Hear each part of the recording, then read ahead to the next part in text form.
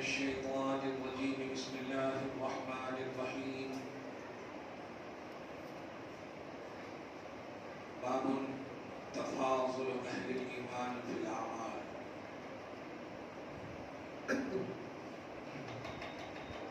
حدثنا إسماعيل قال حدثني مالك عن عمرو بن يحيى المازني عن أبيه عن أبي سعيد الخدري عن النبي صلى الله عليه وسلم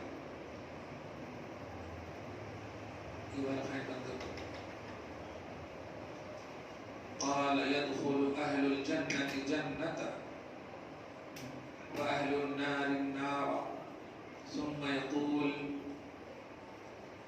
يقول الله أخرجوا من كان في قلبه مثقال حبة من خردل من إيمان فيخرجون منها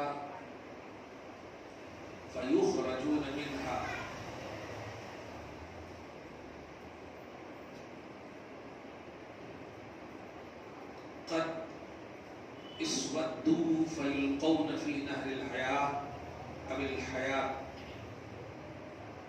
شك مالك فينبتون كما تنبت الحبة في جانب السيل ألم تر أنها تخرج صفراء ملتوية. قال وهيب حدثنا عمرو الحياء وقال خردل من خير.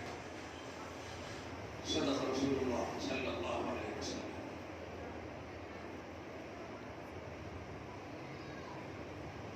الحمدللہ درس بخاری کی یہ 8ویں نشست ہے.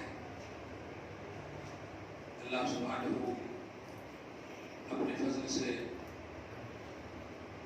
ہم سب کی شدت و حاضری کو قبول کرے اور بہتر سے بہترین صلہ نصیب فرمائے. تمام جہان کے مسلمان خصوصاً اہل فلسطین کی مدد اور حفاظت فرمائے. یہ باب نمبر 14 ہے اور حدیث نمبر 21 ہے. 30 تک کی حدیث ہو چکی ہے.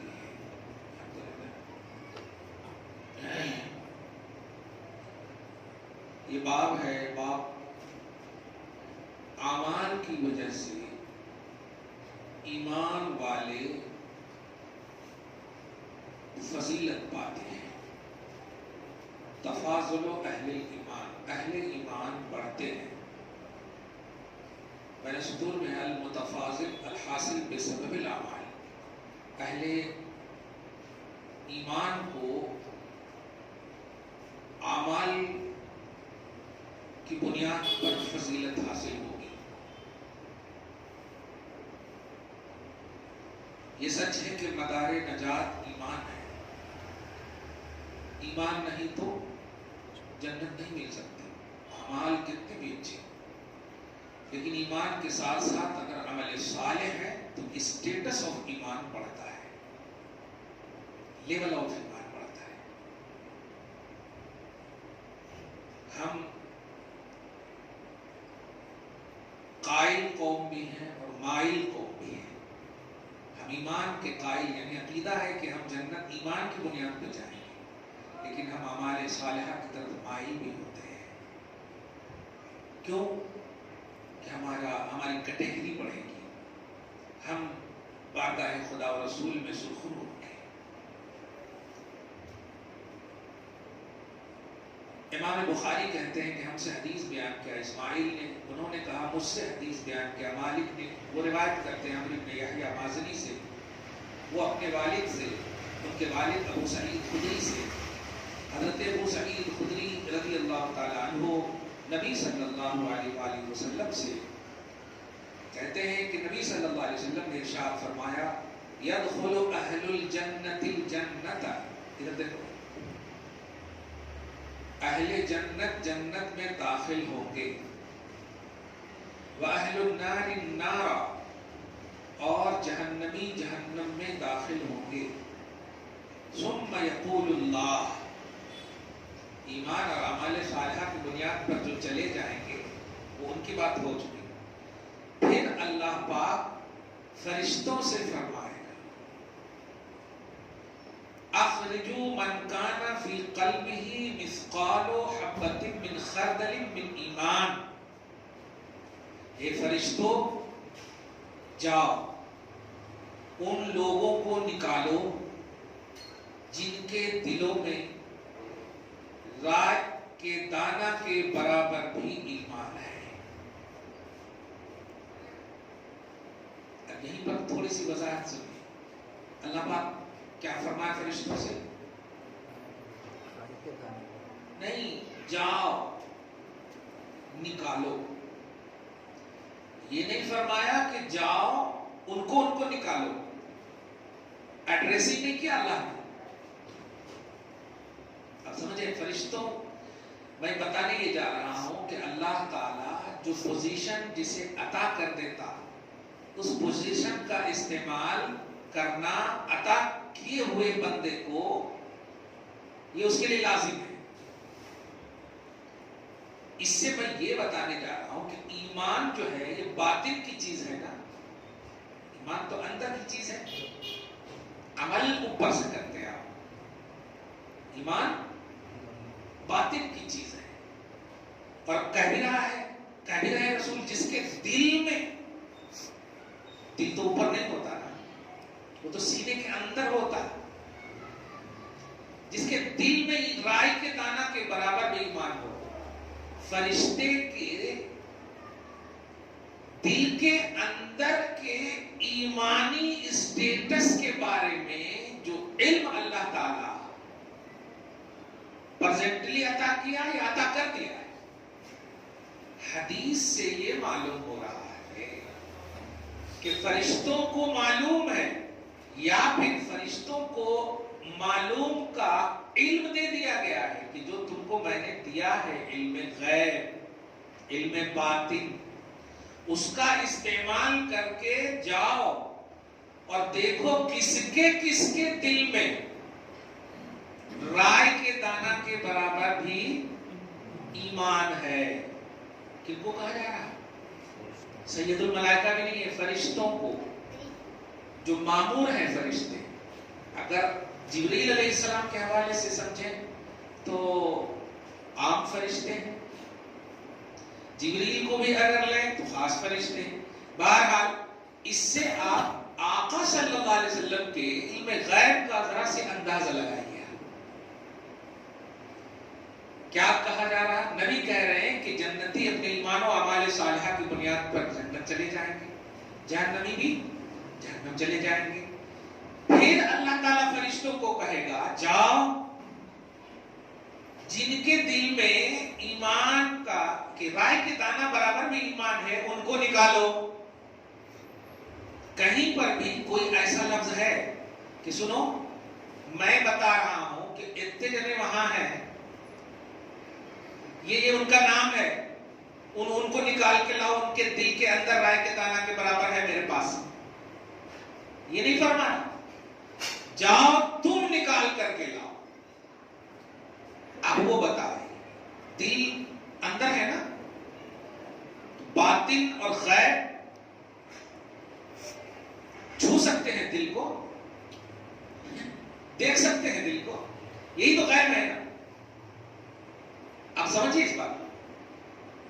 اور لیکن فرشتوں کو کہا جا رہا دل کے اندر جس کے ہے، اس کا مطلب فرشتوں کو علم قلب ہے، دل کا علم ہے.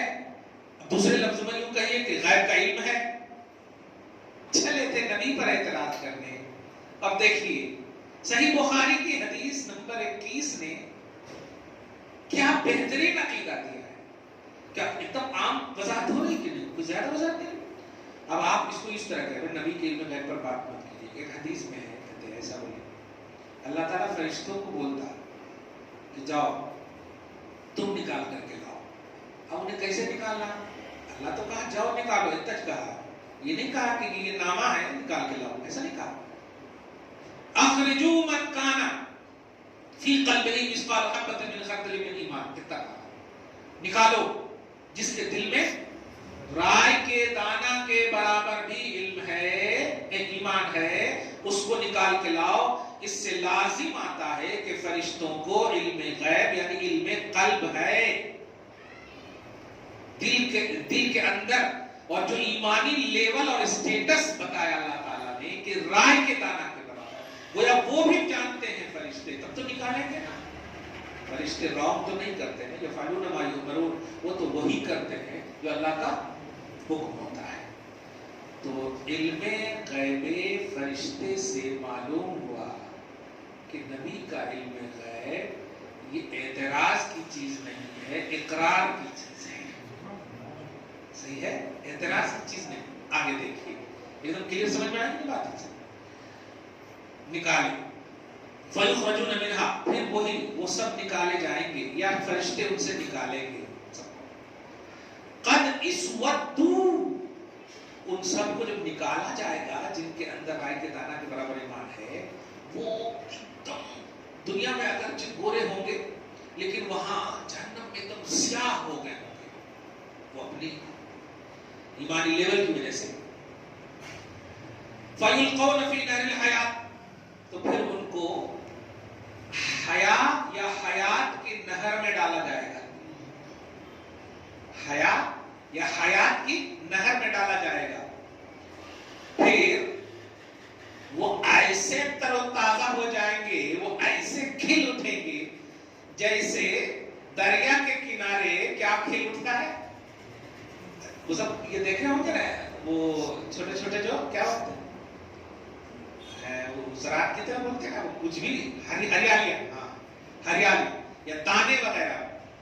تو جس طرح جانب سیل دریا کے کنارے میں ہریالی ہو اگ جاتی ہے، ایسے ہی یہ نکالنے کے بعد اللہ تعالیٰ اس رائے کے دانہ کے برابر بھی ایمان ہونے کی وجہ سے اللہ تعالیٰ کیا کرے گا، اس کو یوں سمجھے نہلا دے گا، اور پھر اتنا خوبصورت کر دے گا جیسے کہ جانب سیل میں حبہ کا لفظ ہے۔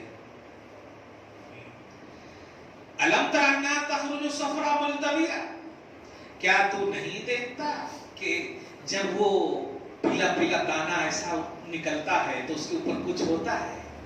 کبھی گھومنے گئے ہوں گے آپ لوگ تو دریا وغیرہ کے آزو بازو میں کچھ بھی سبزیوں کو درختوں کو اگتے ہوئے دیکھیں گے کتنا کلیئر رہتا ہے، کچھ بھی اس کے اوپر صاف ستھرا پوری اپنی ہریالی میں مگن رہتا ہے۔ وہی کہہ رہے ہیں۔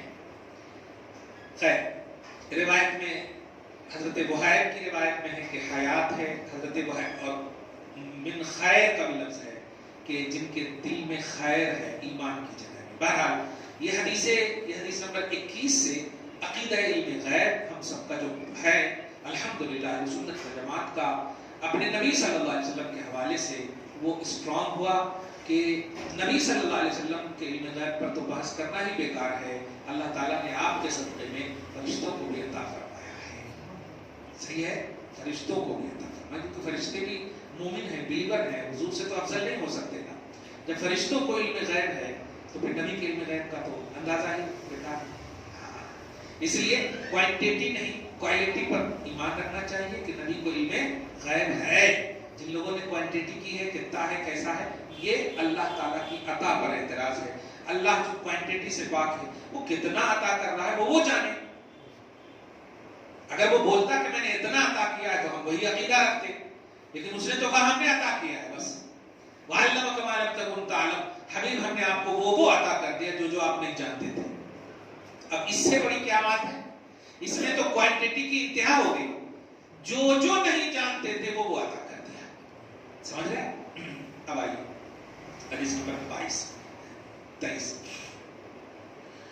حدثنا محمد بن عبید اللہ قال حدثنا ابراہیم بن سعد عن صالح عن ابن شهاب عن ابي امامة ابن سهل بن حنيف انه سمع ابا سعيد الخدري يقول قال رسول الله صلى الله عليه وسلم بين انا نائم رايت الناس يعرضون علي وعليهم قمص منها ما يبلغ السدى ومنها ما دون ذلك وعرض علي عمر بن الخطاب وعليه قميص يجره قالوا فما اولت ذلك يا رسول الله قال الدين۔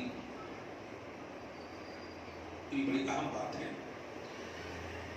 حضرت ابو سعید خدری ہی ہے صحابی رسول، روایت کرتے ہیں، کہتے ہیں کہ رسول اللہ صلی اللہ علیہ وسلم نے ارشاد فرمایا کہ اسی درمیان میں سویا ہوا تھا، یاد رکھیے گا، نبی کی آنکھ سوتی ہے، دل ہمیشہ بیدار رہتا ہے۔ اس سے تو کم سے کم وہابی یہ عقیدہ پکڑیں کہ ہم نبی کی طرح نہیں ہیں، نبی ہماری طرح نہیں ہے، کیونکہ ہمارا دونوں سو جاتا ہے، ہماری آنکھ بھی سو جاتی ہے، ہمارا دل بھی سو جاتا ہے۔ نبی کا دل کیوں نہیں سوتا؟ کیونکہ وہ مرکز وحی ہے، اور وحی کب آ جائے پتہ نہیں، اس لیے دل ہمیشہ بیدار رہتا ہے۔ خود فرماتے ہیں تنام عینایا ولا ینام قلبی، میری آنکھیں سوتی ہے، میرا دل بیدار رہتا ہے۔ سمجھ گئے؟ تو اس درمیان کہ میں سویا ہوا تھا، میں نے دیکھا لوگوں کو میری بارگاہ میں پیش کیے گئے، مجھ پر پیش کیے گئے، لوگ مجھ پر پیش کیے گئے۔ جماعت والے کیا ترجمہ کیے ہیں؟ آپ بہت افسوس ہوگا کہ میں لوگوں کے سامنے پیش کیا گیا۔ ایک دم الٹا ترجمہ کر دیا کہ نہیں، مطلب انہوں ایمان لائے سو ہیں یا نبی ان پر ایمان لائے؟ ایسا ہی لوگ پیش کرتے کہ یہی سب سے اعلیٰ ہے اور نبی نہیں ہے۔ اب اس لفظ پہ غور کیجیے، یعرضون علی، لوگ میرے اوپر پیش کیے گئے، یہ نہ مانا ہوگا۔ وعلیہ قمص، اس حال میں کہ ان کے اوپر قمیص تھی، پہنے ہوئے تھے وہ لوگ، ما یبلغ الصدی، کچھ کرتے اتنے تھے جو سینے تک تھے، ومنہا ما دون ذلک، کچھ اس سے بھی کم تھے، سمجھے پہنے ہوئے۔ وعرض علی عمر بن الخطاب، اور عمر بن خطاب بھی میرے پاس پیش کیا گیا۔ سبحان اللہ، یا اللہ، کوئی مظہر عمر بن خطاب اہل فلسطین میں پیش کر دے تو میرے پاس عمر بن خطاب بھی پیش کیے گئے۔ وعلیہ قمیص، وہ بھی ایک قمیص پر تھے، یجرہ، مگر وہ ایک دم پورا گھسیٹ رہے تھے، وہ سینے یا سینے کے نیچے اتنا ہے، پورا ہے، یعنی پورے پہنے ہوئے تھے۔ قالوا، صحابہ کرام نے عرض کیا یا رسول اللہ فما اولت ذلک، اس کی تعبیر کیا ہے آقا؟ گویا خواب بتا رہے ہیں، اس کی تعبیر کیا ہے آقا؟ قال الدین، اس کی تعبیر دین ہے، کہ سارے لوگ اپنے اپنے ایمان اور دین میں ایسے ہیں، میرا ایک عمر ایسا ہے۔ دیکھ رہے ہیں ابو بکر کی کیا شان ہوتی ہے، سبحان اللہ۔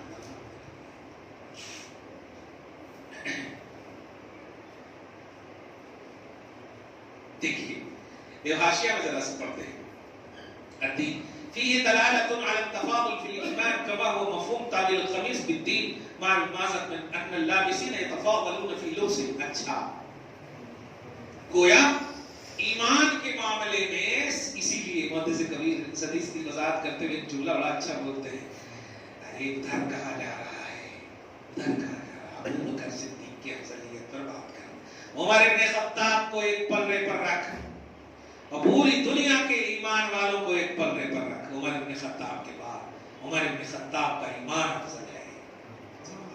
اسے حدیث سے سمجھ آئے گا، الحمدللہ۔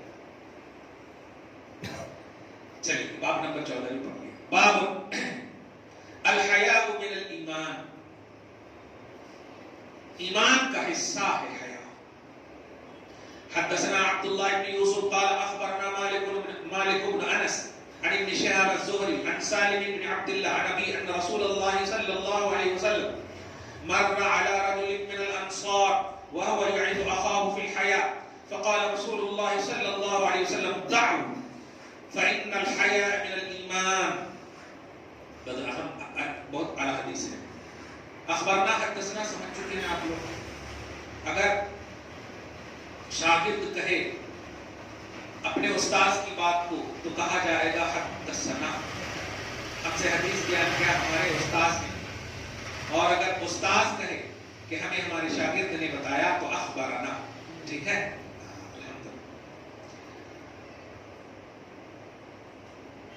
حضرت سالم بن عبداللہ وہ اپنے والد عبداللہ سے روایت کرتے ہیں کہ رسول اللہ صلی اللہ علیہ وسلم کا گزر انصار میں سے ایک شخص کے پاس ہوا، ایک انصاری کے پاس سے ہوا، وَهُوَ يَعِظُهُ أَخَاهُ، اس حال میں کہ وہ اپنے بھائی کو حیا کے سلسلے میں تنبیہ کر رہے تھے۔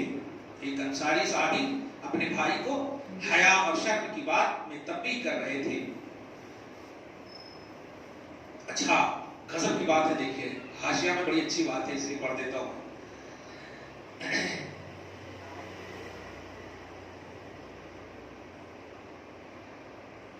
لِأَنَّهُ كَانَ كَثِيرَ الْحَيَاءِ، کہ اس کا بھائی جو ہے بہت حیا کرتا تھا۔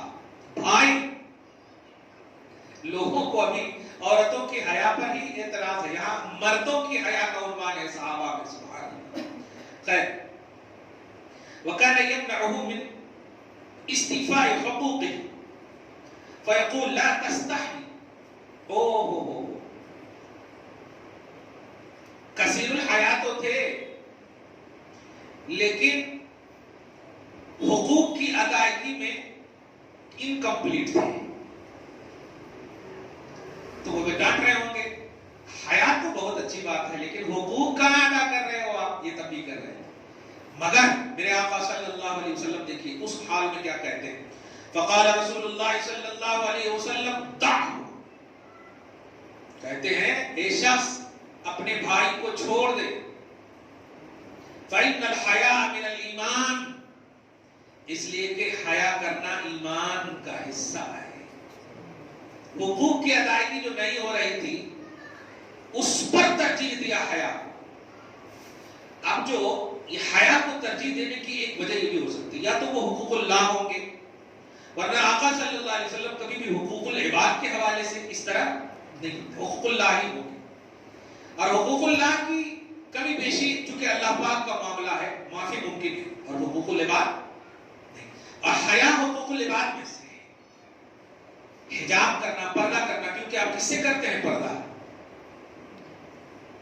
اسی لیے کہ بہت سارے موقعوں سے فرمایا گیا کہ کبھی بولتے ہیں کہ کون دیکھ رہا، تو آپ کیا کہتے ہیں، اللہ تو دیکھ رہا ہے، آخری میں تو اللہ تو دیکھ رہا بولتے ہیں۔ مطلب یہ کہ حیا کا کانسیپٹ جو ہے یہ بہت اسٹرانگ ہے اور ایمان کا بہت اعلیٰ پہلو ہے۔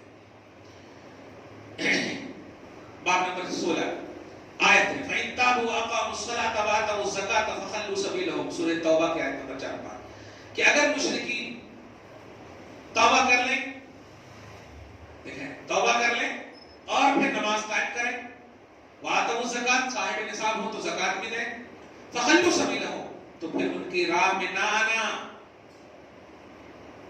کوئی بھی یہاں آج کے حساب سے بول دو، اگر وہابی توبہ کر کے آ جائے تو پھر میرا بھائی ہے، اپنی وہابیت سے، اپنی گستاخی سے سب سے توبہ کر کے آ جائے تو میرا بھائی ہے، ہم اس کی راہ میں نہیں آئیں گے بلکہ ہم ان کے ساتھ چلیں گے، ہم ان کو ساتھ لے کر چلیں گے، صحیح ہے کہ نہیں؟ لیکن توبہ شرط ہے۔ ہمیں کوانٹیٹی نے بتایا کہ آج انہوں بھی نماز پڑھتے ہیں، پڑھتے نہیں، فَإِن تَابُوا، پہلے تابو ہے، توبہ پہلے، پھر ہے نماز، پھر ہے زکات، تب ہم راہ میں نہیں آئیں گے، تو توبہ مست ہے، کمپلسری ہے، ٹھیک ہے؟ حدثنا عبداللہ بن محمد المسندی قال حدثنا ابو روح الحرمي ابن عمر قال حدثنا شعبہ عن واقد ابن محمد قال سمعت ابي يحدث عن ابن عمر ان رسول الله صلى الله عليه وسلم قال امرت ان اقاتل الناس حتى يشهدوا ان لا اله الا الله وان محمد رسول الله ويقيموا الصلاه ويؤتوا الزكاه فاذا فعلوا ذلك عصموا مني دماءهم واموالهم الا بحق الاسلام وحسابهم على الله۔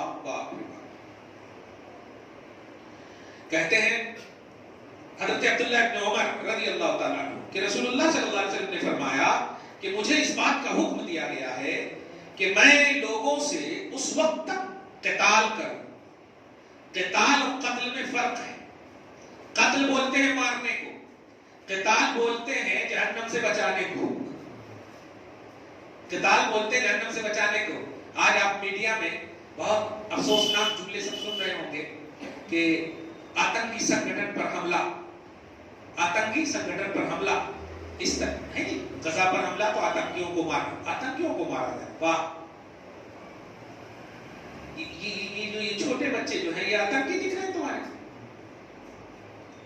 لیکن چلو ٹھیک ہے، حساب تو سب کا ہوگا، سب کا ہوگا، تاریخ بڑی پڑی ہے ہماری، الحمدللہ اللہ ان کی مدد فرمائے، ہم سب کو استقامت نصیب فرمائے۔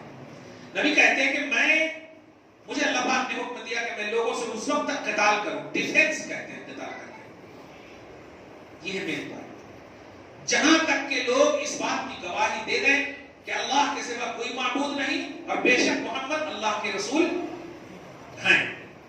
پھر اس کے بعد دیکھیے مین چیز ہے ایمان، پھر اس کے بعد نماز قائم کریں، پھر اس کے بعد زکوٰۃ ادا کریں، یہ ہے فَإِذَا فَعَلُوا ذَلِكَ، اگر یہ سب وہ کر لیں تو پھر میری جانب سے ان کا خون اور ان کا مال محفوظ ہے، الا بحق الاسلام، مگر اسلام میں پھر اگر کوئی غلطی ہوئی تو پھر اسلام معاوضہ کرے گا۔ اس کا یہ مطلب نہیں ہے کہ پھر اگر کوئی قتل کرے، اسلام میں ہوتا ہے کہ قتل کرے غلطی کرے تو اس کو سزا نہیں ملے گی، ایسا نہیں، مگر پہلی چیز ہے ایمان، پھر نماز، پھر زکوٰۃ، یہ تینوں اگر کمپلیٹ ہے تو پھر گویا اہل ایمان ہے وہ، اور ان کا خون بالکل حلال نہیں ہے، ان سے قتال، ان سے جہاد، ان سے کچھ نہیں آپ کر سکتے، سمجھ رہے ہیں؟ وَحِسَابُهُمْ عَلَى اللَّهِ، اور ان سب کا حساب پھر اللہ پر ہے۔ کتنا خوبصورت جملہ ہے، منصب نبوت کو بھی سمجھیے کہ ایک تو اسلام میں اگر کچھ گڑبڑی کیا، اسے اگر معافی مل بھی گئی، پھر بھی اللہ کی بارگاہ میں پیش ہوگا، اللہ تعالیٰ چاہے تو معاف کرے، اللہ تعالیٰ چاہے تو عذاب دے۔ کیا بات ہے، کیا بہترین توحید کا اسٹرانگنس ہے۔ خیر، باب نمبر 17، باب من قال ان الایمان هو العمل۔ اچھا، یہ باب ہے کہ جس نے کہا کہ ایمان عمل کا نام ہے، ایمان عمل کا نام، ایسی حدیث جماعت والے زیادہ یوز کرتے ہیں، ہاں عمل کرو عمل کرو، تبلیغ جماعت والے تو پورے ایک دم اسی میں رہتے ہیں، ہاں عمل کا نام ہے، مگر دیکھیں آپ لقول اللہ تعالی، اس کا بیس یہ ہے وَتِلْكَ الْجَنَّةُ الَّتِي أُورِثْتُمُوهَا بِمَا كُنْتُمْ تَعْمَلُونَ، جنت کے وارث بنائے جاؤ گے مگر عمل کے بدلے میں، جنت کے وارث بنائے جاؤ گے کس کے بدلے میں؟ عمل کے بدلے میں۔ حالانکہ اس کا مطلب یہ ہے کہ پہلے کہا گیا ہے جنت کے وارث بنائے جاؤ گے، یہ کہا کس سے جا رہا؟ ایمان والوں سے کہا جا رہا۔ اب جو بما کنتم تعملون جو ہے یا بما کانوا یعملون جو ہے وہ اسٹیٹس مراد ہے، کیٹیگری مراد ہے، ورنہ وارث کہاں سے بنائے جاؤ گے؟ ابھی مسلمان کا بچہ اگر کافر ہو جائے یا بچی کافر ہو جائے تو وراثت سے محروم ہو جاتی، وراثت سے محروم ہو جاتی، کیوں؟ مسلمان کا وارث کافر نہیں ہو سکتا۔ تو یہ وارث کا جملہ ہی بتا رہا ہے کہ مراد کون ہے؟ ایمان والے، سبحان اللہ۔ خیر،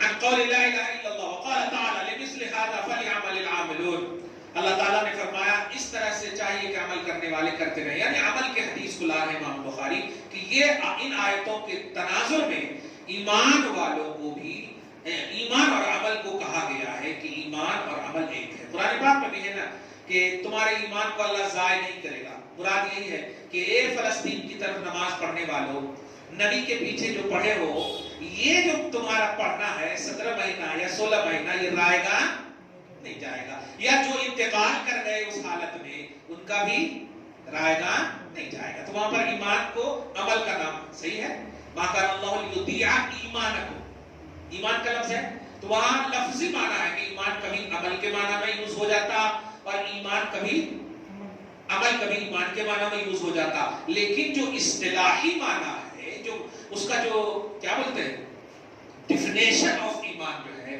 وہ ہے حقیقت میں اللہ رسول کو ماننا، اللہ رسول کو جاننا بھی نہیں، اللہ رسول کو ماننا۔ جانتا تو ابو جہل بھی تھا، اتباع شیبہ کفار بھی، لیکن مانا نہیں، اس لیے وہ مومن۔ حدثنا احمد بن یونس وموسى بن اسماعیل قال حدثنا ابراہیم بن سعد قال حدثنا ابن شهاب عن سعید بن المسیب عن ابی ہریرہ۔ واہ، ابھی آئے اللہ صلی اللہ علیہ وسلم سئل ای العمل افضل، حضرت ابو ہریرہ کہتے ہیں کہ نبی صلی اللہ علیہ وسلم سے سوال کیا گیا کہ کون سا عمل افضل ہے، فقال، یہ دیکھیے، ایمان باللہ ورسولہ، اب اس سے بڑی بات کیا ہوگی؟ اللہ اور اس کے رسول پر ایمان لانا ہی سب سے بڑا عمل ہے۔ تو جو مومن ہے وہ سب سے بڑا عامل ہے، اس لیے ہمیں عمل کا لیول نہ بتاؤ، ایمان کا لیول بتاؤ۔ ایمان کا لیول، ایمان باللہ ورسول۔ قیل، پھر عرض کیا گیا، ثم ماذا، پھر اس کے بعد کیا یا رسول اللہ؟ قال الجہاد فی سبیل اللہ، اللہ کی راہ میں جہاد کرنا۔ تو جہاد یہ لڑائی وڑائی کا نام نہیں ہے، یعنی اللہ کی راہ میں مشقتیں کرنا، چاہے وہ نفس کا جہاد ہو، قلب کا جہاد ہو، زبان کا جہاد ہو، برائیوں کو ختم کرنے کا جہاد ہو، بہرحال ہر نگیٹیوٹی کے خلاف اٹھ کھڑے رہنے کا نام جہاد ہے۔ ہاں، قیل ثم ماذا، تیسرا کیا ہے یا رسول اللہ صلی اللہ علیہ وسلم؟ قال حج مبرور، مقبول حج کرنا۔ حج کرنا صرف، ارے میں تو سن کے تھک گیا، میں نے 15 حج کیے ہیں، میں نے 70 عمرے کیے ہیں، میں نے 17 سال وہاں رہا، 20 سال یہاں رہا۔ کبھی کبھی بولتا ہوں یار اگر تمہیں پاؤں چومانا ہے تو پہلے بولتا ہوں، میں چوم لیتا ہوں تمہارا پاؤں۔ اتنا بول کر کے ہمارے کو کہیں کو ڈرا رہے، میں تو ایک ہی کیا ہوں اور اسی میں ابھی بھی ڈر رہا ہوں کہ پتہ نہیں ہوا کہ نہیں ہوا، تم اتنا بول رہے کہ اور بھی اتنا۔ ایسا نہ کرو خدا کے واسطے، یہ بتا کتنی لڑکیوں کی شادی کروایا ہے تم نے، کتنے محلے کے غریبوں کی مدد کی ہے تم نے، کیونکہ حقوق العباد معاف نہیں ہے، وہ تو حقوق اللہ ہے۔ حقوق اللہ کا اسٹیٹس مت بتا، حقوق العباد میں کتنا کمپلیٹ ہے۔ خیر، اللہ ہم سب کو محفوظ فرمائے۔ باب اذا لم يكن الاسلام على الحقيقه وكان على الاستسلام او الخوف من القتل۔ اچھا، باب نمبر 18، چلو نا ابھی ٹائم زیادہ نہیں ہوا۔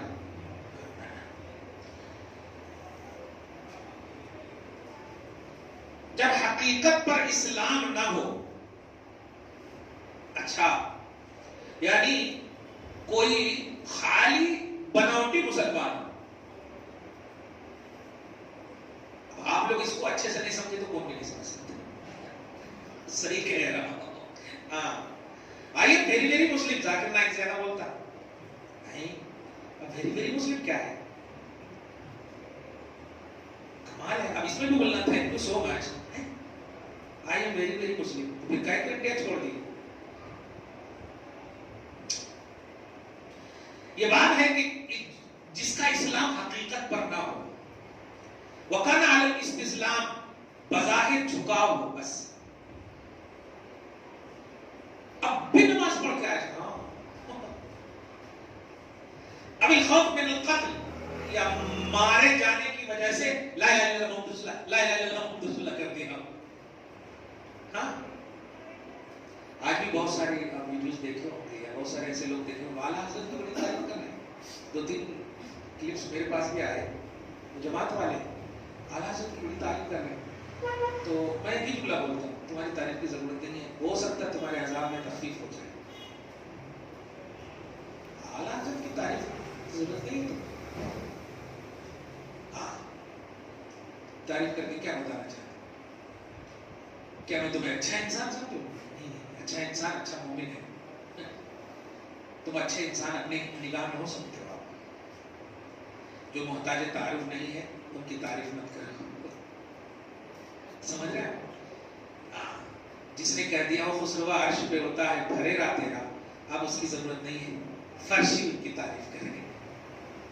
اللہ تعالیٰ ان کے فیض و برکات ہم سب پر جاری رکھے۔ اس کی دلیل قرآن سے دے رہے ہیں امام بخاری، قالت الاعراب آمنا، بدویوں نے کہا آمنا، آئیے ویری ویری مسلم، ہم ایمان لائے، ہم مومن ہیں۔ حبیب آپ کہیے لم تؤمنو، تم مومن نہیں ہو، ولکن قولوا اسلمنا، تم مسلم ہو، تم مومن نہیں ہو، تم مسلم ہو۔ ابھی جو بعد میں سوال کریں گے نا مومن اور مسلمان میں کیا فرق ہے، وہ یہاں ہے اس کا جواب. تم مومن نہیں ہو، مسلم ہو. فَإِذَا كَانَ عَلَى الْحَقِيقَةِ فَهُوَ عَلَى قَوْلِهِ جَلَّ ذِكْرُهُ. یہ تو اس کی مثال ہوئی جو کہتے ہیں اندر سے ایمان نہیں جن کے دل میں، اوپر سے بہت نمازی. دیکھیے نا خوب دعا ہو رہی سعودی عرب میں، لیکن ہمت نہیں ہو رہی ہے کہ سپورٹ کرنے کا اعلان کریں، تیل بند کرنے کی بات کریں. یہ گھڑیال اور کروکوڈائل کی جو آنسو ہے نا رہنے دیں. وہ جو چھوٹے بچے جو شہید ہوئے ہیں نا ان کا خون ہی کافی ہے فلسطینیوں کی مدد کرنے کے لیے. ضرورت نہیں ہے کہ ندیوں اور وہابیوں کی دعاؤں کی. ہمارا غریب دل جو دھڑک رہا ہے ان کے لیے اللہ پاک اسے باب اجابت سے ٹکرائے، قبول فرمائے. حقیقت میں جو مومن ہے اس کی مثال ان الدین عند اللہ الاسلام. اللہ کے نزدیک بے شک دین ہی اسلام ہے. اسلام دین نہیں ہے، دین ہی اسلام ہے. ایمان ہے، دین ہے تمہارے پاس تو اسلام ہے. اسلام ہے تو دین ہے نہیں. اسلام بولتے ہیں ظاہر اعمال کرنے کو. نماز پڑھ رہے ہیں مسلمان ہے، حج کر رہے ہیں مسلمان ہے، زکات دے رہے ہیں مسلمان ہے، لیکن کچھ نہیں کر رہے ہیں اللہ کے لیے خوش ہیں. دھیان دیجیے، آئی سی او میں ہے اللہ پر ایمان ہے، رسول پر ایمان ہے، تو ان تمام سینکڑوں حج عمرہ کرنے والوں سے بہتر ہے جن کے دل میں ایمان نہیں ہے. سمجھ گیا؟ حدثنا ابو اليمان قال اخبرنا شعيب بن الزهري قال اخبرني عامر بن سعد ابن ابي وقاص عن سعد ان رسول الله صلى الله عليه وسلم اعطى رهطا وسعد جالس فترك رسول الله صلى الله عليه وسلم رجلا هو اعجب اليه فقلت يا رسول الله ما لك عن فلان فوالله اني لا اراه مؤمنا قال او مسلما فسكت قليلا ثم غلبني ما اعلم منه فقلت لمقالتي فقلت ما لك عن فلان فوالله اني لا اراه مؤمنا فقال او مسلما فسكت قليلا ثم غلبني ما اعلم منه فعدت لمقالتي وعد رسول الله صلى الله عليه وسلم ثم قال يا سعد اني لاعطي الرجل وغيره احب الي منه خشيه ان يكبه الله في النار. بڑی رحمت سے رسول کا علم غیب دیکھ رہے ہیں. حضرت سعد روایت کرتے ہیں کہ رسول اللہ صلی اللہ علیہ وسلم نے ایک جماعت کو کچھ عطا کیا، مال غنیمت یا جو بھی کچھ نوازا. سعد جالس وہاں پر بیٹھے ہوئے تھے. حضرت سعد کہتے بیٹھا ہوا تھا. فترک رسول اللہ صلی اللہ علیہ وسلم رجلا، ایک شخص کو نبی نے نہیں دیا. وہ اعجبہ ملے گیا، مجھے بہت تعجب ہوا.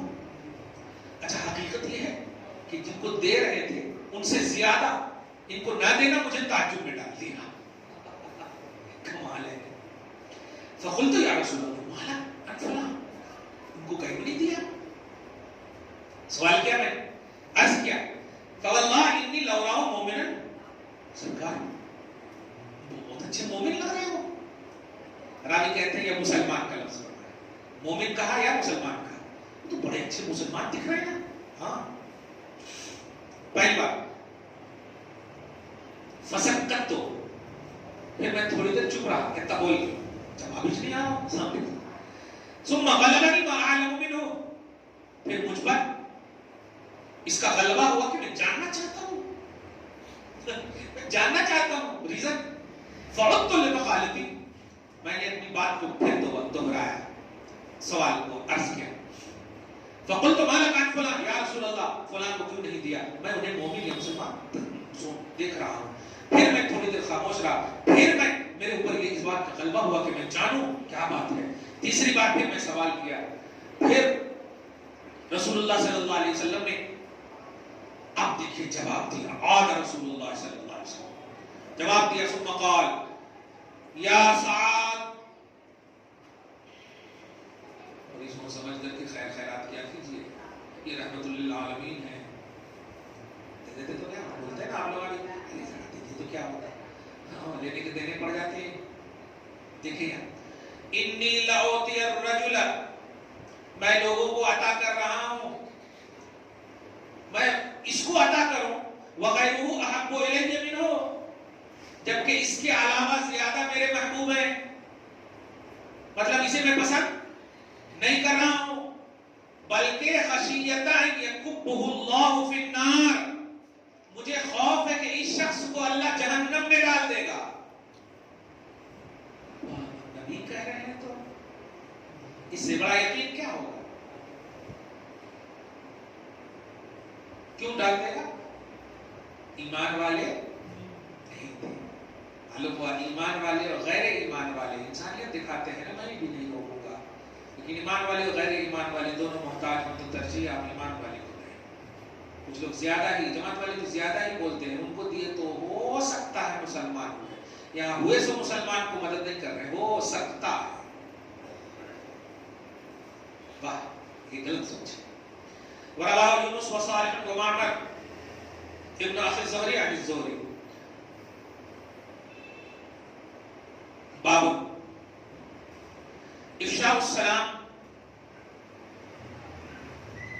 10 منٹ ہوتا ہے من الاسلام، سلام پھیلانا اسلام میں سے ہے۔ میں تو تھک گیا ہوں اس حدیث کی وضاحت کرتے کرتے، جماعت والے بول بول کے میرا سر کھا چکے ہیں۔ ہاں، آپ حدیث میں ہے سلام پھیلانا کرتے، آپ سلام کا جواب نہیں دیتے، کتنا بولو میں سلام پھیلانا کرتے۔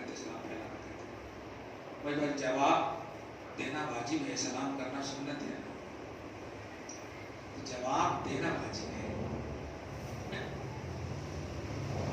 آپ زبردستی میرے اوپر جواب دینے کی بات ایسا کیجئے کہ آپ سلام کرنے کی پہل کی بات کیجئے، تاکہ واجب کا ثواب زیادہ ہوتا ہے، فرض کے بعد والا مسئلہ ہے نا، کہ سنت کا ثواب تو واجب سے کم ہے نا۔ خیر، یہ لوگ غلط انٹینشن سے سب جملہ بولتے ہیں، اللہ آپ سب کی مدد فرمائے۔ کبھی ایسا ہو جائے تو السلام بعد الایمان یا بعد ہدایت الایمان، یہ نیت کر کے آپ جواب دے دیں۔ وقال عمار ثلاث، 3 ایسی چیزیں ہیں، من جمعہن، کہ جن کے اندر جمع ہو جائیں، فقط جمع الایمان، تو گویا ان کے اندر ایمان جمع ہو گیا۔ الانصاف من نفسک، اپنے نفس کے ساتھ انصاف کرنا، اپنی جان سے انصاف کرنا۔ وبذل السلام للعالم، اور سب کو سلام کرنا۔ بولتے سب کو سلام کرنا، تو میرے کو کر رہا سب کو کرنا، نبی کی حدیث تو سب کو سلام کرنا ہے، تو بولنا سب کو سلام علیکم، میرے پیچھے کیا کو پڑا ہے؟ وبذل السلام للعالم، بول السلام علیکم یا عالم۔ والانفاق من الاقطار، اور محتاجوں کی مدد کرنا یا محتاجگی سے خرچہ کرنا، محتاج کنجوسی نہیں کرنا۔ 3 چیزیں تھیں، اپنی جان کے ساتھ، اپنے نفس کے ساتھ انصاف کرنا۔ آپ ناخن سے لے کے سر کے بال تک یہ آپ کی امانت ہے، جب تک شادی نہیں ہو، شادی ہو گئی تو آپ کی بیوی کی امانت ہے، آپ ان کے ساتھ ظلم نہیں کر سکتے۔ وقت پر کھانا، وقت پر سونا، یہ ان کا جو حق ہے، پوری پاسبلٹی اگر ہے تو، باقی اگر انڈرسٹینڈنگ ہے، عبادتیں ہیں، تو اس میں کوئی حرج نہیں ہے، اس منزل پر رکھا ہے، لیکن بلا وجہ آپ اپنے نفس کے ساتھ ظلم نہیں کر سکتے۔ حدثنا قتيبة قال حدثنا الليث عن يزيد بن ابي حبيب عن ابي الخير عن عبد الله بن عمرو ان رجلا سأل رسول الله صلى الله عليه وسلم اي الاسلام خير۔ حضرت عبداللہ بن عمرو کہتے ہیں کہ ایک شخص نے رسول اللہ صلی اللہ علیہ وسلم سے پوچھا، یہاں شخص سے مراد صحابی ہیں، یاد رکھیے، کیونکہ رسول سے صحابی کے علاوہ کوئی نہیں پوچھ سکتا۔ نبی صلی اللہ علیہ وسلم سے پوچھا گیا، رسول اللہ ای الاسلام خیر، کون سا اسلام بہتر ہے؟ قال، ارشاد فرماتے ہیں، تطعم الطعام، کمال ہے، عید میلاد النبی میں جو کھلائے ہوں گے، یہ حدیث سن لیجیے آپ، کھانا کھلانے والے، یہ نہیں فرمایا کہ گھر میں باہر کہاں، کھانا کھلانے والے۔ نبی جو کہہ رہے کھانا کھلانے والے، اس نبی کے نام پر اگر کھلانے والے ہیں، سبحان اللہ، کمال ہے، تو کتنا خوش ہوں گے۔ ماں باپ تھوڑی دیر کے لیے ناراض ہو جائیں منا سکتے ہو یار، نبی ناراض ہو جائے تو نہیں نہیں نہیں۔ اللہ فرما رہا ہے کہ اللہ رسول کا جب معاملہ ہو نا، اللہ اور رسول، اور پھر آپشن دیا جائے راضی کرنے کا، تو اللہ کہہ رہا میرے کو نہیں رسول کو راضی کر۔ کچھ سمجھے جملہ؟ اللہ و رسولہ احق ان یرضوہ ان کانوا مومنین۔ ایمان والو تمہارے پاس دو آپشن، میرے کو میرے حبیب کو راضی کرنے کا دے رہا ہوں، اور آرڈر دے رہا ہوں کہ میرے کو نہیں حبیب کو راضی کر۔ ایمان کا سب سے بڑا حق اور تقاضا ہے میرے حبیب کو راضی کرنا۔ تطعم الطعام، کھانا کھلانا، وتقرئ السلام، اور سلام کرنا، علی من عرفت، جن کو تم پہچانتے ہو، ومن لم تعرف، اور جن کو تم نہیں پہچانتے۔ یہ پیچھے وضاحت کر چکا ہوں میں، جن کو تم پہچانتے ہو کہ کون ہے وہ تو ہے ہی، اور جن کو ہم نہیں پہچانتے ہیں ہم کہیں کو سلام کریں گے ان کو جا کے؟ جن کو ہم نہیں پہچانتے ہیں ہم ان کو سلام کیوں کریں گے؟ آسان سے سوال۔ یہاں مراد ہے کہ جن کو تم نہیں پہچانتے ہو، جیسے اس میں سے جتنے لوگ بیٹھے ہیں ان میں ہم 3 لوگوں کو پہچانتے ہیں، لیکن یقین ہے کہ 3 پہچان والوں کے ساتھ جو بھی بیٹھے ہوئے ہیں وہ بھی وہی ہوں گے، اسی کیٹیگری کے ہوں گے، یہ مراد ہے۔ ورنہ ان کے ساتھ کیسے وہ بیٹھتے ہیں، یہی مراد ہے۔ اگرچہ وہ تمہارے ناآشنا ہو، تمہارے رشتہ دار یا پہچان والے نہیں ہوں، مگر چونکہ وہ تمہارے اٹھک بیٹھک کرنے والوں میں سے ہیں، تمہارے نشست و برخاست کرنے والوں کے ساتھ ہیں، اس لیے تم انہیں بھی سلام کرو۔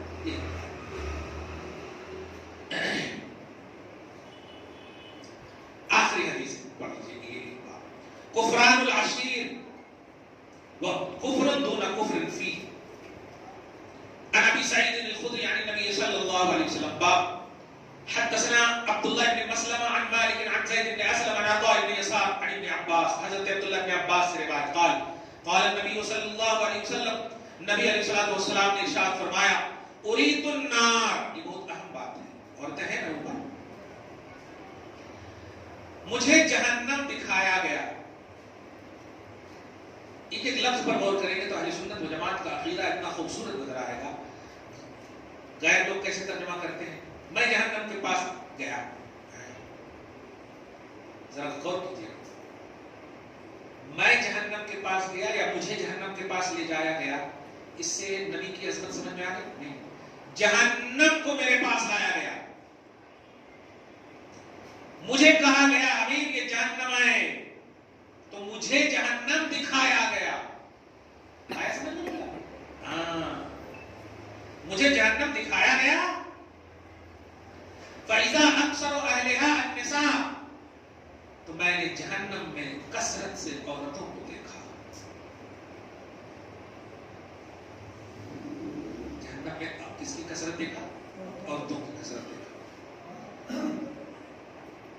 نافرمان عورت، یکفرن، نافرمان عورتوں کی کثرت دیکھا۔ قیل ایکفرن باللہ، عرض کیا گیا یا رسول اللہ کیا وہ اللہ کے ساتھ کفر کرنے والی ہے جو جہنم میں ہے؟ قال یکفرن العشیر، وہ شوہر کے ساتھ نافرمانی کرنے والی ہے، وہ شوہر کی نافرمانی کرنے والی ہے، شوہر کی نافرمانی کرنے کی وجہ سے وہ جہنم میں ہے۔ وَيَكْفُرْنَ الْإِحْسَانِ، اور شوہر کے احسان کی نافرمانی کرنے کی وجہ سے وہ جہنم میں۔ لَوْ أَحْسَنْتَ إِلَىٰ إِحْدَاهُنَّ الدَّهْرَ، اگر تم بیوی کی پورے زمانے بھر احسان کرو،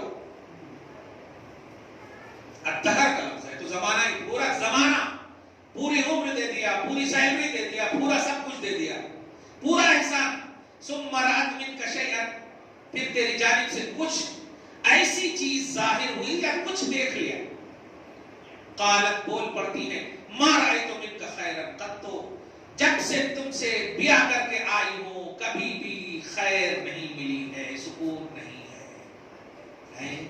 تو یہ کپڑا کون دیا تمہارے؟ ابھی صبح کا ناشتہ کون دیا تمہارے؟ یہ کیسا ہے؟ اس نافرمانی کی وجہ سے، اس عدم اطاعت شوہر کی وجہ سے وہ کس میں ہے؟ جہنم میں ہے۔ چلیے باب نمبر 20 تک بہت لمبی ہو گئی ہے،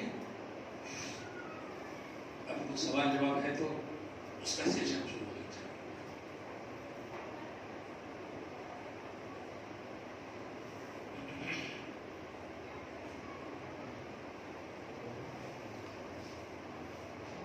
یہ عادت میں نے پہلے ہی کہا ہے، ہر ایک اپنا اپنا سوال کرے، ہے تو ٹھیک ہے، نہیں تو بات کریں، دعا کرتے ہیں۔ سنت مؤکدہ، سنت غیر مؤکدہ، سنت غیر مؤکدہ پڑھنے کا طریقہ سنت غیر مؤکدہ پڑھنا ہے، مؤکدہ ہے غیر مؤکدہ، نماز کی بات کر رہے ہیں، ہاں تو پڑھنا ویسی ہے، خالی اس کا جو لیول ہے نا وہ ہے بڑا، بس پڑھنا تو ویسے ہی، نفل بھی پڑھے تو شروع کرنے کے بعد واجب ہو جاتا ادا کرنا، نفل جب تک نہیں پڑھے نفل ہے، شروع کر دیے تو ادا کرنا واجب ہو جاتا، اسی لیے اگر نفل نماز پڑھے اس میں کچھ غلطی ہو گئی تو سجدے سہو کا مسئلہ ہے تو کرنا واجب، جبکہ سجدے سہو واجب ہے، نماز نفل ہے لیکن سجدے سہو واجب اگر ہو جائے تو کرنا پڑے۔ سنت غیر مؤکدہ یہ ہے کہ جان بوجھ کر کے نہ چھوڑا جائے، موقع ہے بجائے موبائل دیکھنے کے آپ پڑھیے، کیونکہ مؤکدہ ہو یا غیر مؤکدہ ہو دونوں بھی اللہ کی عبادت ہے، دونوں میں نیت یہی کرنی ہے کہ نیت کی میں نے واسطے اللہ کی، نیت کی میں نے واسطے اللہ کی، ایسا نہیں کہ وہ سنت غیر مؤکدہ کسی اور کے واسطے پڑھتے، واسطے اللہ ہی کے، تو سنت مؤکدہ کمپلسری ہے، پڑھنا ہے، فجر کی تو بڑی تاکید ہے تو پڑھنا ہی ہے، باقی نمازوں کی بھی تاکید ہے۔ غیر مؤکدہ یہ ہے جیسے عصر کی نماز کا ٹائم اگر ہے تو بالکل پڑھیے آپ، سمجھ رہے ہیں، جو بھی سنت غیر مؤکدہ ہے پڑھیے، 4 رکعت ہے تو وہ کوئی مؤکدہ ہی کی طرح ہے، اس کی ہر 2 رکعت میں آپ کو سورہ فاتحہ ضم سورہ کرنا ہے، ہر رکعت میں سورہ فاتحہ ضم سورہ کرنا ہے۔ حضور کی امت میں غیر مسلم بھی آتے ہیں؟ ہاں، امت کی 2 قسمیں ہیں، امت اجابہ اور ایک ہے امت دعویٰ۔ امت اجابہ بولتے ہیں ایکسپٹڈ امت، یعنی نبی نے جو لایا آپ نے سنا مانا تو یہ اجابہ، نبی نے لایا آپ نے سنا مانا نہیں تو یہ دعویٰ، یعنی ایسی امت کہ دعوت تو پہنچی قبول نہیں کیا تو امت دعوت ہے، یعنی دعوت ملی لیکن قبول نہیں کیا، اور آپ الحمدللہ نبی نے دعوت بھی دیا ہم نے قبول کیا تو ہم امت اجابہ ہو گئے۔ امت اجابہ جنتی ہے، امت دعویٰ جنتی ہے، خالص دعویٰ جو ہے وہ جنتی ہے۔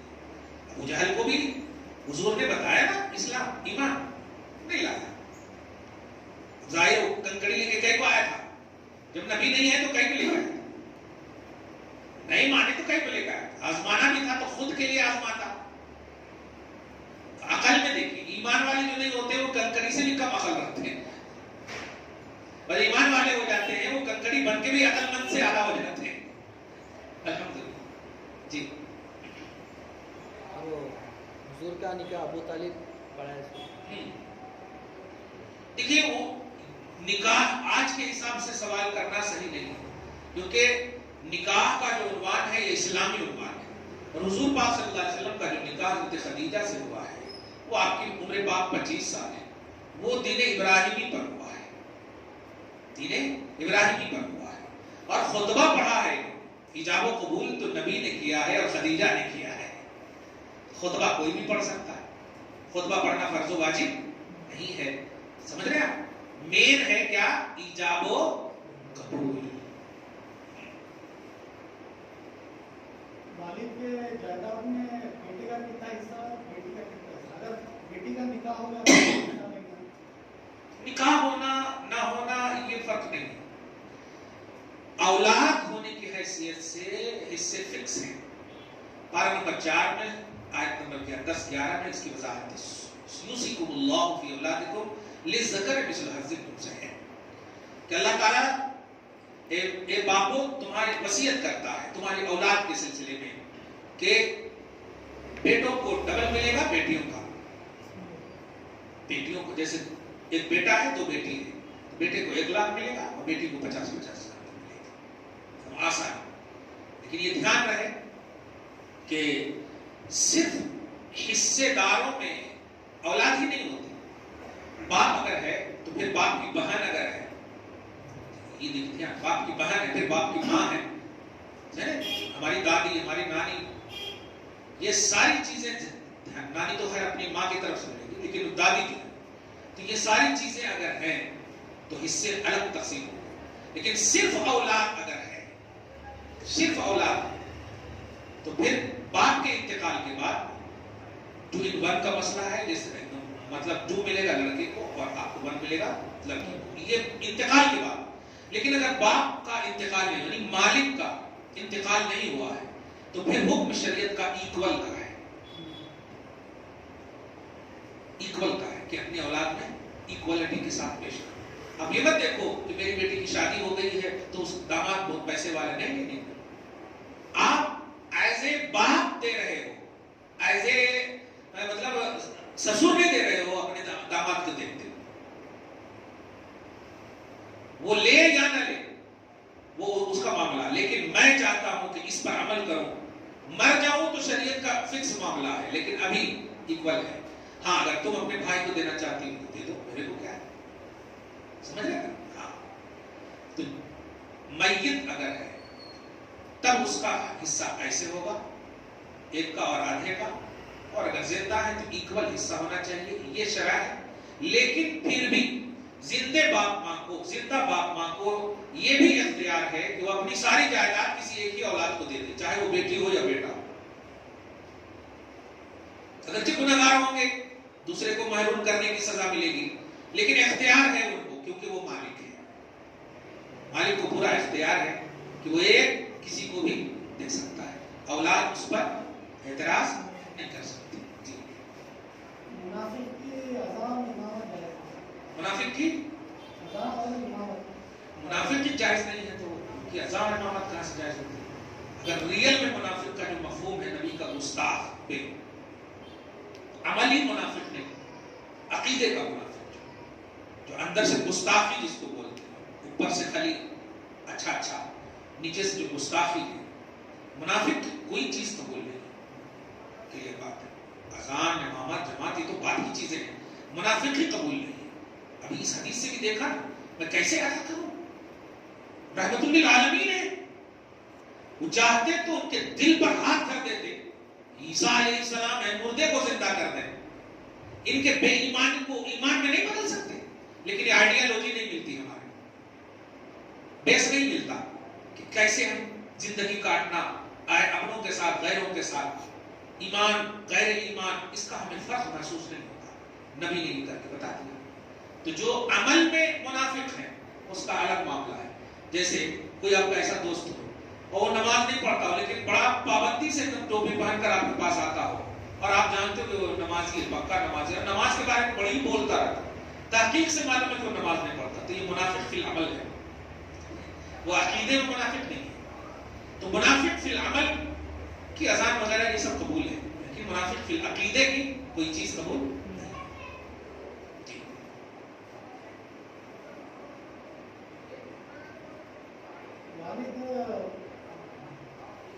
وصیت کرے, والد صاحب وصیت کرے کہ بیٹا میری نماز جنازہ پڑھا, لیکن بچہ نابالغ ہے لیکن جنازے سے واقف ہے تو پڑھا سکتا ہے. مسائل شرعیہ سے اگر واقف ہے, چونکہ وہ رکوع اور سجدہ کا مسئلہ ہے, مسائل سے واقف ہے, تو مراحق کی منزل میں ہوتے ہوئے نماز پڑھا سکتا ہے. نماز جنازہ کا پہلا حق کس کا ہے؟ ولی کا, اس کے بیٹے کا, جو بیٹا ہے, پہلا حق ہے.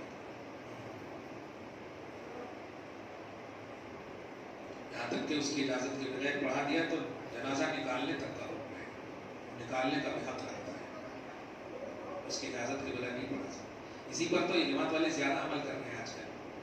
ماں وصیت کرتی مفتی صاحب سے نماز پڑھوانا, بیٹا سعودی عرب سے آ کر اللہ اکبر شروع کر دیتا, میں ولی ہوں. اولیاء اللہ کا زندگی بھر تک انکار کرنے والا تو کیسے ولی ہو سکتا ہے؟ تو اس پر عمل کرتے ہیں کہ ولی کو زیادہ حق ہے. پتہ نہیں پینٹ شرٹ پہن کے کھڑے ہو جاتے ہیں نماز پڑھنے کے، ڈر بھی لگتا ہے. ایسا کئی میرے رائچور وغیرہ میں میں تھا تو کئی ایسے کیسز ہو گئے. ماں سنی ہے وصیت کر کے جاتی ہے حضرت آپ نماز پڑھانا، اب میں کھڑا ہوں بولیں گے لیکن نہیں، بیٹا سعودی عرب سے آ کر کے کھڑا ہو جاتا ہے. کتنی جگہ تو مطلب جھگڑے بھی ہوئے، مگر جھگڑے سے بچنے کے لیے میں نے کہا رہنے ان کی خواہش میں پوری کروں گا. اس طرح یہ سب کچھ جب ہو گیا پھر جنازے کی نماز الگ سے نہیں پڑھا. نماز ہی پڑھنا ہے، رکوع سجود تو کرنا ہے. نماز جنازہ مسجد کے اندر پڑھنا بہتر ہے؟ باہر پڑھنا بہتر ہے، باہر پڑھنا بہتر ہے، کیونکہ صرف وہ دعا ہے اور دعا کے لیے کوئی چیز آڑے نہ آئے یہ بہتر ہے. اسی لیے تو نماز استسقاء یا دیگر جو دعا کی نماز ہوتی ہے نا خالی، وہ میدانوں میں پڑھنے کا حکم ہے. جی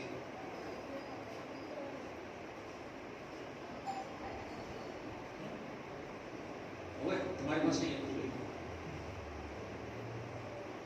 نہیں ہے کچھ بات. دعا کریں اللہ تعالیٰ آج کے اس خصوصی درس کو حبیب پاک صاحب الاولاد کے وسیلے سے قبول فرمائے، اپنی شان کریمی کے مطابق اجر عطا فرمائے، گھر بار میں اولاد میں برکتیں عطا فرمائے، نسلوں کی بخشش فرمائے، نسلوں کی حفاظت فرمائے. صلی اللہ تعالی علی خیر خلقہ محمد و آلہ و اصحابہ اجمعین برحمتک یا ارحم